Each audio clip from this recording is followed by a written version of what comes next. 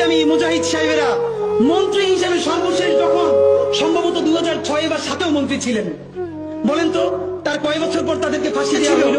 তাদের মন্ত্রণালয়ে একটা পয়সার দুর্নীতি বের করতে পারে নাই, তাদের সন্তানরা তাদের জানাজাটা পর্যন্ত করতে পারে নাই। প্রথম আলোর প্যারালাল কাছাকাছি একটা পত্রিকা কি আমরা দাঁড় করাইতে পারছি? হবে। আমাদের অনেকগুলো প্রতিষ্ঠান লাগবে, আমাদের আর্থিক যোগ্যতা অর্জন করতে হবে। ইনসাফ যদি রাষ্ট্রে কায়েম হয়ে যায় তাহলে 80% ইসলাম তো এমনিতেই কায়েম হয়ে যায়।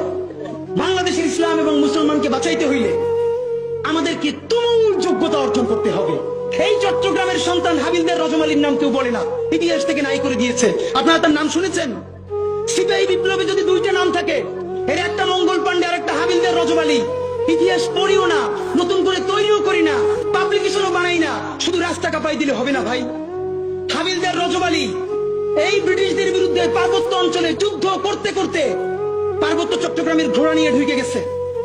একটা সময় সঙ্গীহারা হয়ে গেছে, ব্রিটিশদের কাছে জীবন দিবে না, এই জন্য তিনি চিরতরে পার্বত্য চট্টগ্রামের ভিতরে ঢুকে গেছে, আর ব্যাক করেন নাই। তিনি মনে করেছেন যুদ্ধ করতে করতে প্রয়োজনে হারিয়ে যাব, তবুও আমার স্বাধীন জীবন ব্রিটিশ বেনিয়াদের কাছে হত্যা হইতে দিব না।